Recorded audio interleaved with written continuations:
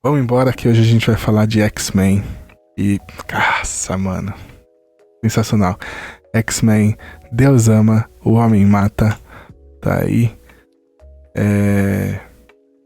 Cara, preciso falar que assim, tem quadrinhos que é muito bom deixar pra ler mais pra frente. Porque eu nunca tinha lido Deus ama, o homem mata, tá? Eu não sou fã de...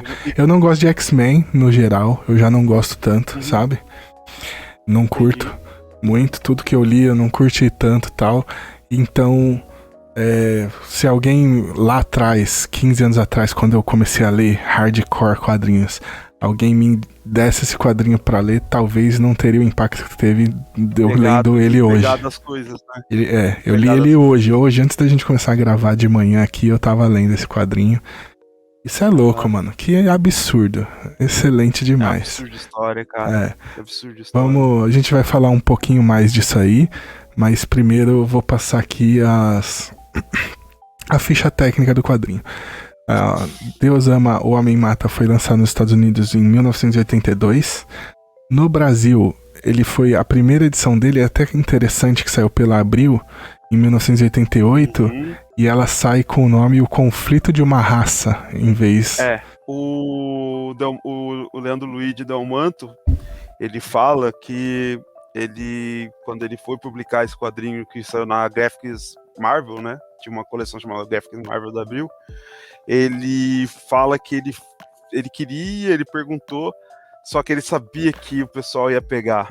Então ele começou a pensar em outros nomes, porque tinha toda essa questão de religiosidade, era um negócio que eles não podiam meter a mão, sabe? Sim. Então ele mudou o nome para Conflito de uma Raça.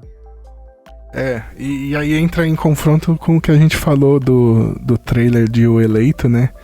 De mudar o título da série já pra não chocar tanto já de cara, né? E que eu acho que é um erro, sim, mas é porque tem muita gente também que não tá pronta, né? Pra receber esse soco na boca do estômago. Mas é isso, vamos... Sabe, tipo, tem coisa que eu acho que é até bom, porque a pessoa não vai ver, a pessoa não vai ler, só que ela quer dar a opinião dela de ódio, né? Exatamente. Então tem coisa que faz sentido. Total. Vamos lá, ó. Teve uma republicação só em 2003 pela Panini, né? Eu tinha até essa semana essa versão, só que eu tinha duas. Eu tenho essa e aquela, só que eu vendi. Eu tinha lido aquela e vendi. Essa aí é da Salvat? É, da Salvat. Não dá pra ver, deixa bem no centro aí. Ah, tá. Atrás aqui, tá vendo? A última edição esse aqui vem com Um Dia de Futuro Esquecido e Deus ama e o Homem Mata. Então eu tinha a versão solta de 2003, que era de grampo, só que eu acabei vendendo, não consegui vender essa semana, porque eu tinha duas. E agora a Panini vai estar republicando aí numa versão que eles colocaram na capa como versão estendida. Você sabe o que é isso? Que provavelmente deve ter alguma história a mais. Eu não tinha visto que era uma versão estendida. Eu vi na Livraria Curitiba dessa semana ela. Só que eu não vou procurar agora no guia dos quadrinhos, aí eu te passo. Provavelmente eles já colocaram. Provavelmente deve ser alguma história a mais. Mas, eu tinha a imagem aqui, ó, da capa do Conflito de uma Raça da Graphic Marvel aqui, ó. É isso. E excelente. E cara, que a gente pode falar... calma aí. Falar, né? Não, eu vou puxar, deixa eu terminar. É que eu achei que você ia falar mais alguma coisa. Não, eu ia falar exatamente da ficha mesmo. Então vamos lá. Foi escrito pelo Chris Claremont. Chris Claremont, acho que dá pra dizer que é o maior nome dos X-Men? Dá, né? Ele é um tanto até de duração e... qualidade. Os arcos que ele fez aí, a gente tem Fênix Negra, Dias de um Futuro Esquecido, que você acabou de citar, o Eu Wolverine, que é basicamente a base de todo o universo X-Men dos cinemas da Fox, foram essas séries dele, do Chris Claremont, né? Que a gente teve o Deus ama, o Homem mata é a base pro X-Men 2, Fênix Negra, que a gente já viu acho que 3 vezes no cinema, Dias de um Futuro Esquecido e o Eu Wolverine, que é o plot daquele filme maravilhoso do Wolverine Imortal.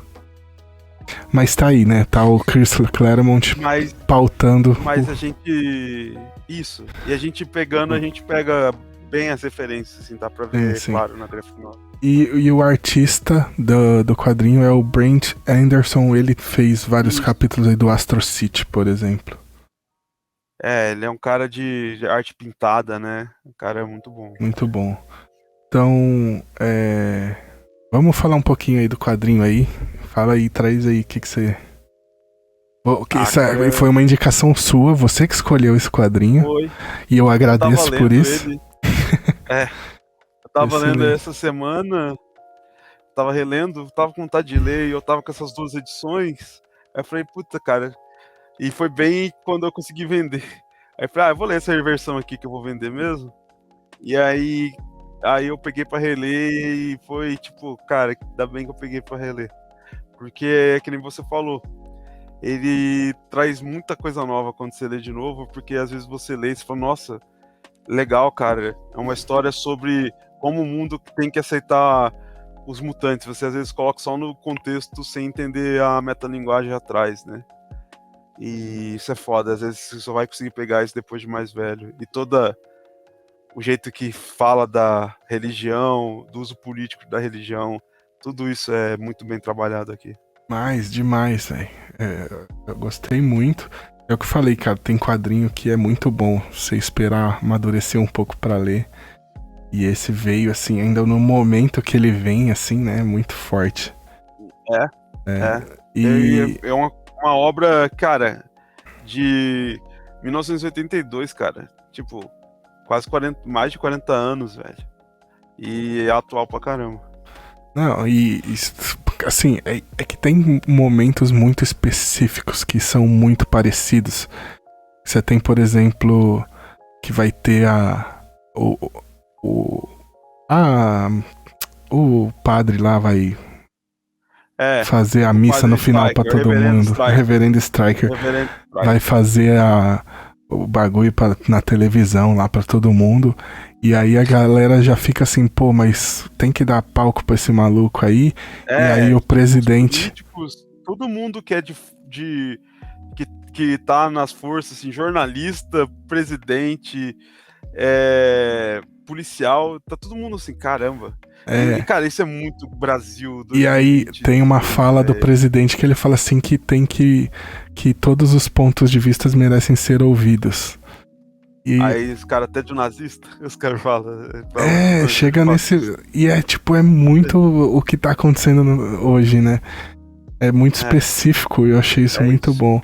E aí o principal, um outro ponto muito bom também, que é o fato de o Striker, ele quer usar o poder mutante pra poder eliminar os mutantes, né? Então, tipo, tudo que ele prega tal se contradiz quando ele tenta usar o poder de um mutante pra poder eliminar os mutantes, sabe? Ele pega um mutante, ele quer eliminar os mutantes controlando o Charles Xavier. É isso que ele faz. Exatamente. E tipo, e é muito, cara, é muito bonito tudo, cara. Eu acho que é tudo muito sensível do jeito que o Claremont foi colocando, cara. Ele tira muito ele tira messianismo de tudo. Ele tira o messianismo até do Xavier, do Magneto.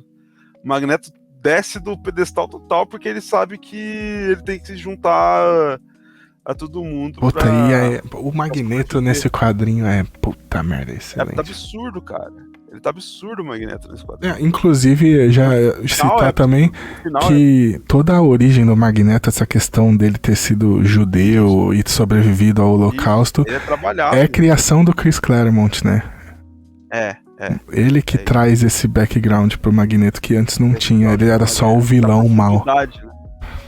Da profundidade. O Chris Claremont faz isso. E, bom, a gente tem que citar que esse quadrinho é o quadrinho que tem o momento clássico do Striker apontando pro Noturno e falando: humano, você chama aquela coisa de humana, né?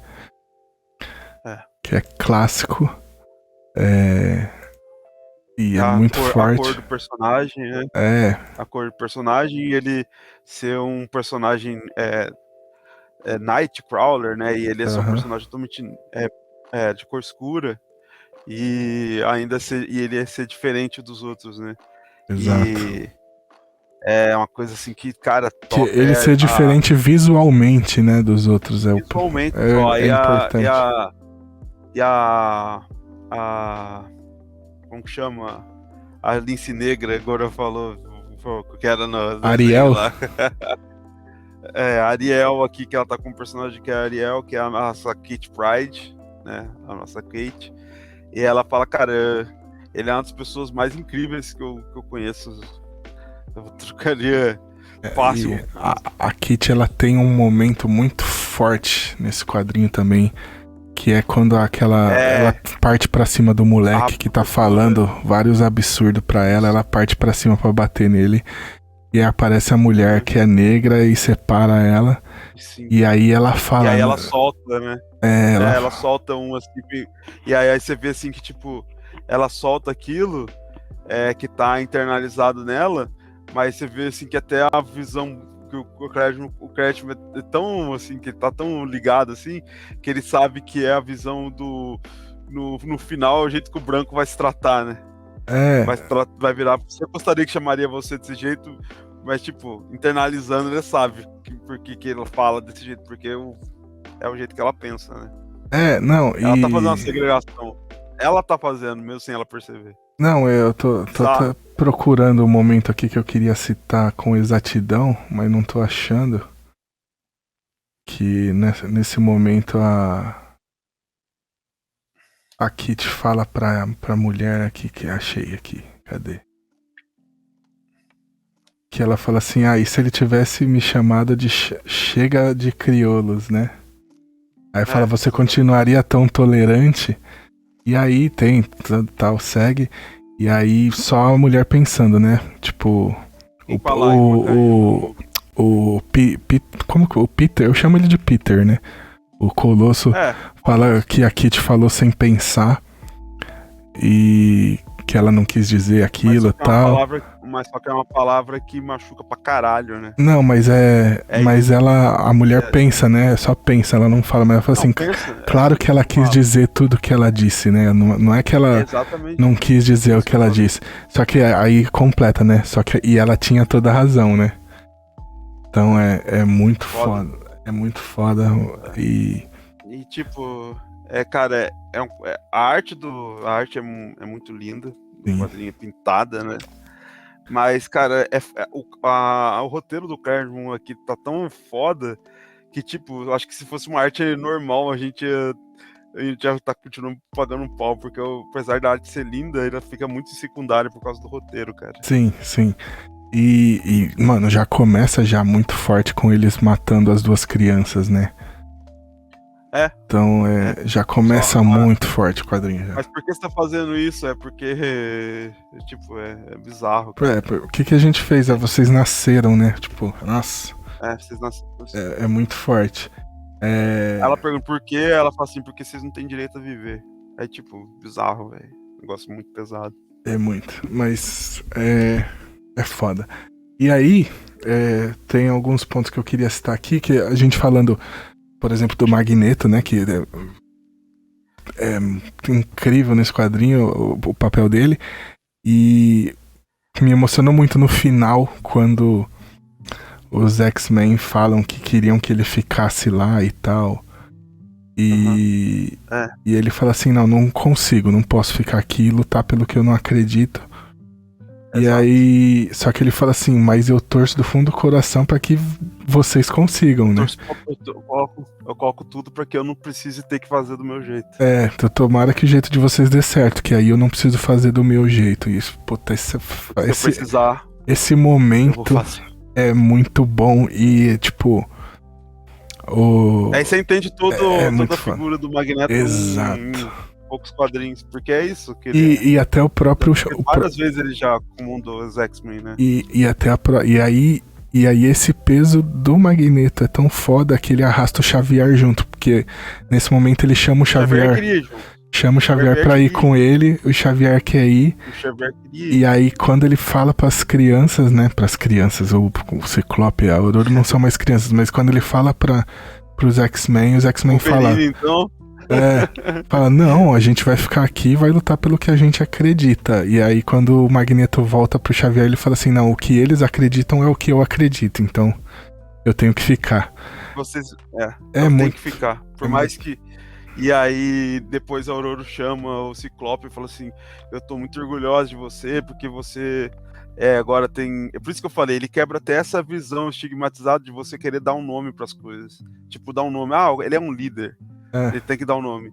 Essas coisas, cara, isso já começa a um preconceito. Na hora que você quer dar um nome de uma coisa, você já começa a gerar um preconceito. Então você não tem que ficar dando nome pra tudo. E aí o Scott só fala assim, eu precisei falar isso, mas não é porque eu tinha que ser um líder, é porque o Charles precisava de um amigo naquela hora e eu fui um amigo dele. E isso é foda demais, cara. E aí só dois pontos que eu queria citar do quadrinho também mais, que aí é na conclusão, a gente não queria dar tanto spoiler aqui, mas tem que falar, não tem como não falar disso, que aí no final começa a enlouquecer tanto o Stryker ali, né, na frente de todo mundo e tal, que aí quer tanto provar o ponto dele, né?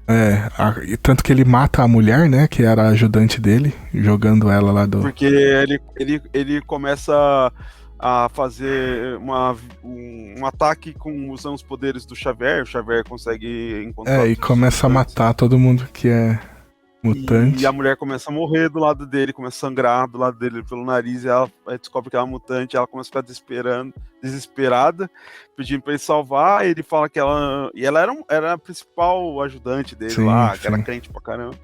E aí ele pega e joga ela e ela quebra o pescoço. Né? Então, e aí nesse... as câmeras, ao vivo. E aí isso vai voltando contra ele, e aí no final os policiais salvam os X-Men, né? Tanto que tem... Mas eu acho que... Isso eu acho bem legal. A mensagem do Claremont, eu acho que foi... A gente pode até falar, não tô falando... porque a gente tem que falar também. Não tem essa de quadrinhos, não tem política. Tudo tem política. Não, então, calma, deixa eu só terminar o meu ponto, que a gente vai entrar nisso. Que aí...